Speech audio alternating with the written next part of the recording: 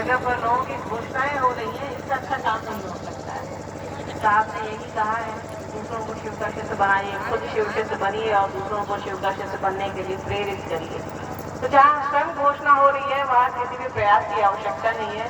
साहब दीदी की इच्छा का परिणाम है, महादेव की दया का परिणाम है कि लोग शिव शिष्य बन रहे हैं। उनके जीवन में इससे अच्छा समय नहीं आया होगा। जिन लोगों की भी घोषणाएं आज हुई हैं या जो भी लोग महादेव की ओर चल रहे हैं, साहब दीदी के संकल्प के साथ चल रहे हैं, हम हो या आप हो, हम लोग तो बहुत कम चलते हैं, बाकी लोग जितना चलते हैं उस तुलना में तो हमारी चाल कुछ भी नहीं है, पर फिर भी लोगों के साथ हैं, लोगों के साथ चल रहे हैं, साहब दीदी के संकल्प को लेकर के चल रहे हैं, आंशिक रूप से ही सही। देखिए, महादेव गुरु हैं। आपके पड़ोसी जिला से ही, पहले तो शाहबाग ही था, पड़ोसी जिला से ही साहब ने शिव को गुरु बनाया सन 1974 में। और आज देखिए, उन्होंने रात के अंधेरे में शिव को गुरु बनाया था। नवंबर का महीना था, ठंड का ही दिन था, और आज हमारे आपके जीवन में रोशनी भर गई है। एक आदमी ने एकदम घनी रात में, एक गहरे अंधेरे में शिव को गुरु बनाया और हमारे आपके जीवन में, पूरी दुनिया में रोशनी फैल गई है।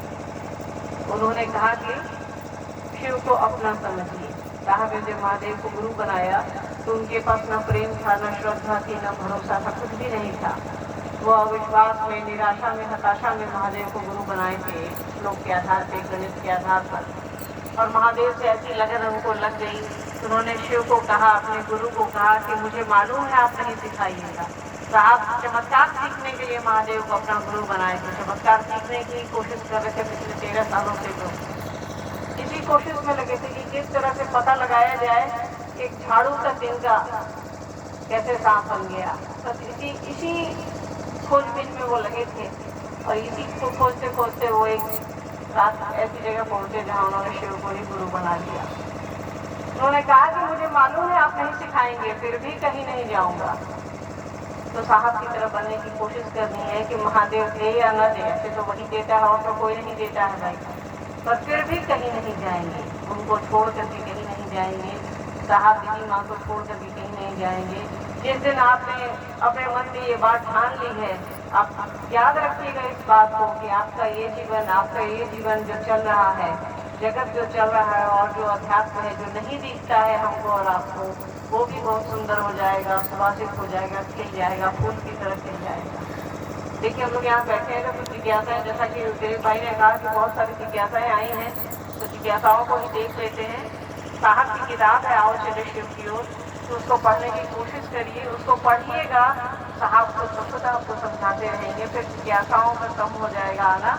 और दूसरी बात, साहब ने कहा है कि जो शिष्य है वो तो जिज्ञासा करेगा ही। तो ये अच्छी स्थिति है, पर मेरे लिए अच्छी स्थिति नहीं है, क्योंकि उन जिज्ञासाओं का समाधान मुझे करना पड़ता है। जी, जिज्ञासा है। एक गुरुवान चंद्रावती देवी ने पूछा है कि शिव भगवान में और गुरु में क्या अंतर है? देखिए, शिव भगवान में और गुरु में क्या अंतर है? आपके घर में भी हो सकता है कोई मास्टर होगा, पिता भी होंगे, आप माँ हैं, आप खुद कहीं काम करती होंगी, कहीं शिक्षिका होंगी, तो माँ और गुरु में जो फर्क है समझ लीजिए, उसी को बड़े लेवल पर देख लीजिए। भगवान है, उनका काम ही है दुनिया चलाना, दुनिया बना रहे हैं, दुनिया चला रहे हैं, दुनिया को तोड़ दे रहे हैं, उनको कोई फर्क नहीं पड़ता हमसे और आपसे। तो जब गुरु बनेंगे तो उनको फर्क पड़ेगा अपने शिष्य से, अपने विद्यार्थी से। स्कूल में मास्टर को देखिए, अगर बच्चा स्कूल नहीं जाता है तो घर पहुंच जाता है कि क्या बात है, बच्चा ट्यूशन नहीं आ रहा है। अगर गुरु सही होगा तो शिव से सही तो कोई गुरु दुनिया में है नहीं। उनको गुराधिपति कहा गया, गुरुओं का अधिपति कहा गया, सदगुरुओं का गुरु कहा गया है। और जो गुरु का काम करेगा वही में जाइएगा, जो डॉक्टर का काम कर रहा है उसी से ना रोग का इलाज कराइएगा। अब आपको खरीदना है साबुन तेल, चले जाइएगा दवाई दुकान में, नहीं ना जाइएगा। जो जिस काम को करता है उसी से करवाइएगा। तो परमात्मा से तो दुनिया के सबसे बड़े वो तो कुर्सी पे ही बैठे हैं, जहाँ सर्वोच्च की कुर्सी है, वो उनको महेश्वर कहा गया, महादेव कहा गया। मतलब देवताओं में भी जो महान है, जो सर्वश्रेष्ठ है, जो भी पोस्ट है, जो भी पद है, सबसे ऊपर वो बैठे हैं। गुरु का भी पद है, सबसे ऊपर बैठे हैं वो, जगत गुरु की कुर्सी पर बैठे हैं। तो जिससे जो लेना है उसी से लीजिएगा ना। आप अपने बच्चे को तो 10वीं का सर्टिफिकेट अपने नहीं दे सकते। किसी का बच्चा 10वीं में पढ़ता है, कोई खुदे मास्टर है, आप कई लोग हैं खुदे मास्टर हैं, और वो अपने से +3 का सर्टिफिकेट नहीं दे सकते मैट्रिक का, उसके लिए उनको स्कूल भेजना पड़ता है अपने बच्चों को। IAA BA इंटर कराने के लिए आपको कॉलेज भेजना पड़ता है बच्चों को, खुद से नहीं कर सकते।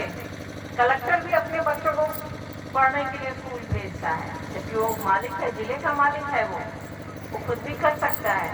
और एक व्यवस्था है, अध्ययन अध्यापन की एक व्यवस्था अपनी चलती है। जो ज्ञान देगा वही आपके बच्चे को समझा सकता है। दूसरा जिज्ञासा है कि शिव की दुनिया में आप तो हैं, क्या आपकी दुनिया में शिव हैं? समझाने का कृपा। लेकिन शिव की दुनिया में तो हम आप हैं भाई, उन्हीं के हैं, उन्होंने ही बना करके भेजा है तो उनको तो मालूम है। पर हमारी आपकी दुनिया में क्या शिव है? सब कुछ है, जूता है, चप्पल है, परिवार है, सब कुछ है, रुमाल है, घर है, द्वार है, गाय गोरू सब कुछ है, पर क्या शिव है? महादेव न करे जीवन में कभी भी कोई भी दिक्कत आ जाती है तो हम लोग दूर महादेव को बोलने लगते हैं। कोई भी परेशानी आती है बच्चों को नहीं छोड़ते हैं, परिवार को नहीं छोड़ते, पर महादेव को छोड़ देते हैं। क्या है कि बेटा तो दिखता है नहीं, जो मन में आए कर लीजिए उनके साथ, पर मालूम नहीं है कि जो नहीं दिख रहा है वही सब कुछ है।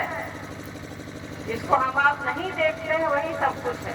वो बिना देखे ही दुनिया चला रहा है, हमको और आपको उसको देखने की जरूरत है, अपने जीवन में उसको शामिल करने की जरूरत है। इसके लिए साहब ने 3 विधाएं दी हैं। कहा है कि उनसे दया मांगिए कि हे शिव आप मेरे गुरु हैं, मैं आपका शिष्य, मुझ शिष्य पर दया कर दीजिए। दूसरा उन्होंने लोगों को कहा है कि लोगों को प्रेरित करिए कि शिव मेरे गुरु हैं, आपके भी हो सकते हैं। तीसरा है नमः शिवाय से प्रणाम करने की कोशिश करनी है।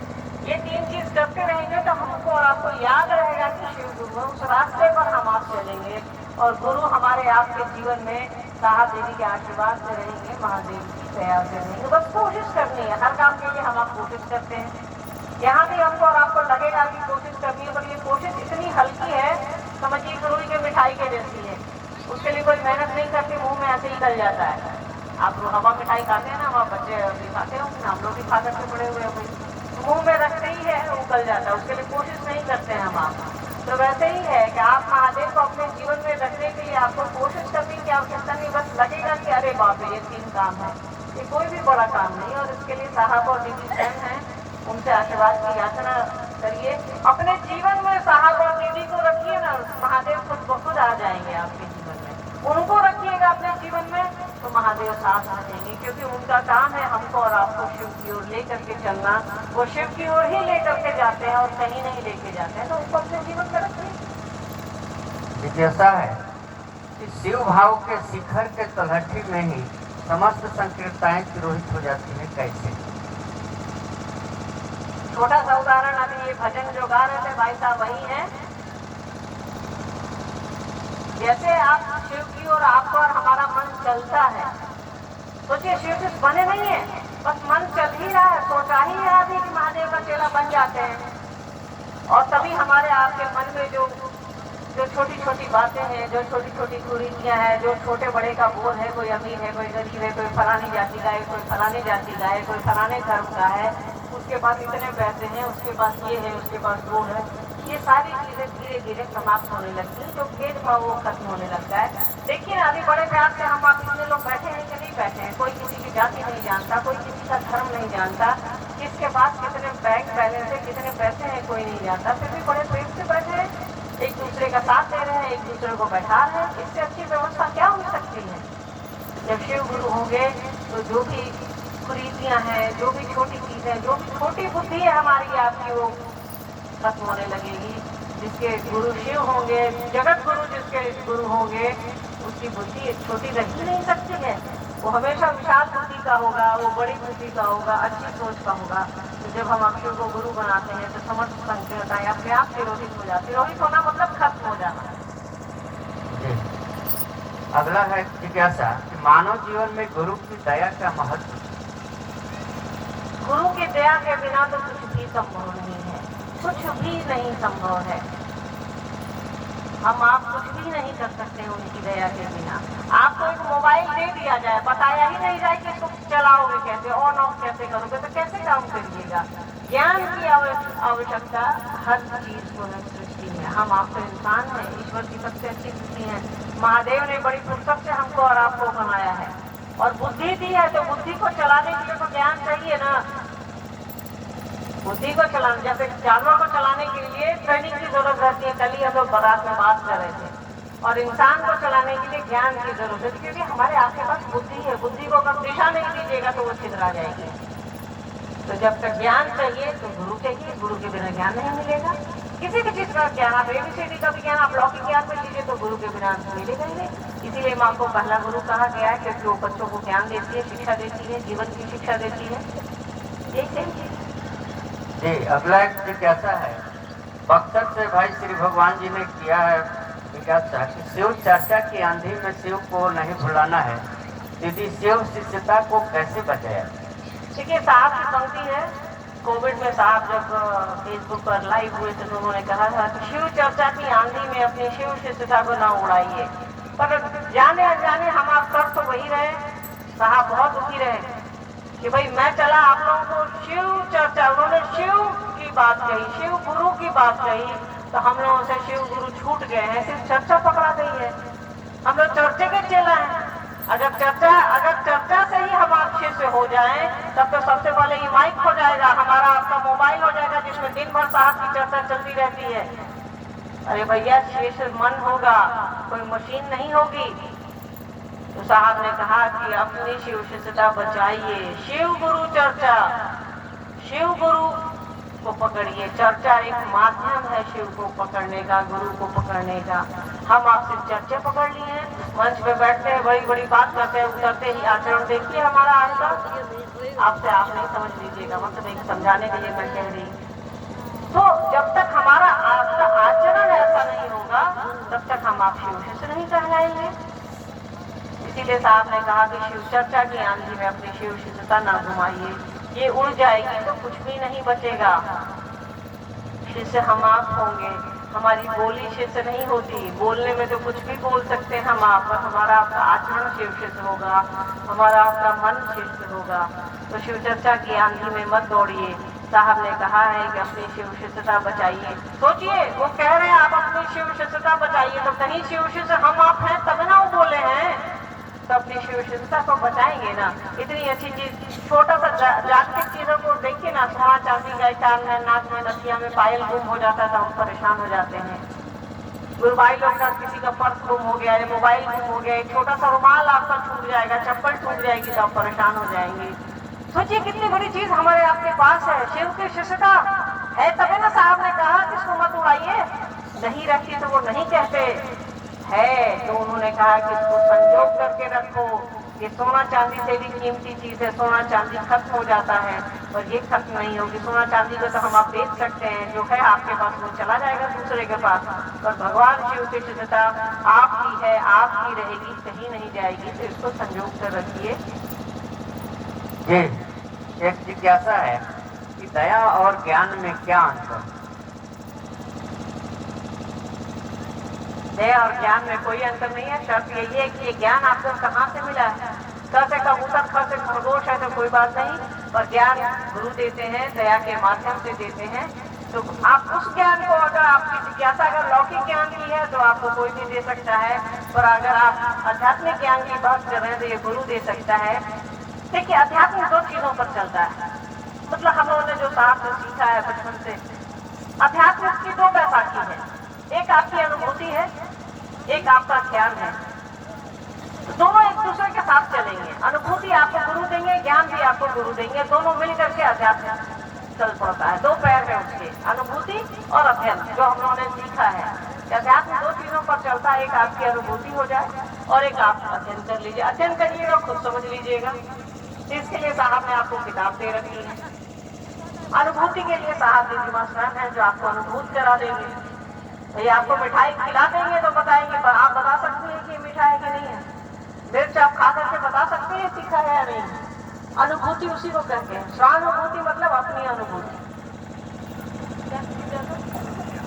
हाँ, तो जब गुरु दया करेंगे तो दया ही उनका ज्ञान है। उसको लौकिक जीवन से अगर आप कनेक्ट कीजिएगा तो थोड़ा मुश्किल हो जाएगा समझना। तो अध्यात्म के हिसाब से चलिएगा तो साहब के हिसाब से चलिए। अनुभूति और ज्ञान दोनों ही शिव के साथ चलते हैं, दोनों ही साहब विधि के साथ चलते हैं। आप शिव के शिव से हो जाइए, आपको दया मिल जाएगी, ज्ञान मिल जाएगा, दोनों एक ही चीज है। ये एक अनुभूति ऐसा है कि साहब के साथ की एक अपनी कोई एक अनुभूति साझा करें। भाई एक जिज्ञासा की। देखिए, जिज्ञासा है कि साहब के साथ आप अपनी अनुभूति शेयर करें। आप यहाँ इतने लोग बैठे हैं, आप सब साहब की अनुभूतियां आपके पास है, आप सब शेयर करिए। आप भी बताइए, हम भी बताते हैं। देखिए, जो भी साहब से जुड़ा है, जो भी दीदी माँ से जुड़ा है, उसके जीवन में इतनी अनुभूतियां हैं कि हम लोग छोटे पड़ जाएंगे। सच्चाई यही है। अगर आप साहब से जुड़े हैं, दीदी माँ से जुड़े हैं, तो आपके जीवन में इतनी सारी अनुभूति, रोज अनुभूति होती है। हमारा या किसी और का या साहब के परिवार के लोगों की अनुभूति उसके सामने बहुत छोटी है। इसको बड़ा बनाने की कोशिश नहीं कीजिए। जो चीज छोटी है उसको छोटी रहने दीजिए। हाँ, एक अध्यात्म में आप कह सकते हैं कि भाई आप जिस रास्ते से आते हैं, हमको भी उसी रास्ते से आना है। यही एक मेरी अनुभूति है कि साहब और दीदी का एक ही काम रहा कि लोगों को शिव की ओर लेकर के चले और चलते रहे और चलते रहेंगे। चले हैं, चल रहे हैं और चलते रहेंगे। यही एक सबसे बड़ी अनुभूति है। आज मेरे जैसा आदमी आपके सामने मंच पर बैठ करके बात कर रहा है, महादेव की बात कर रहा है, साहब दीदी माँ की बात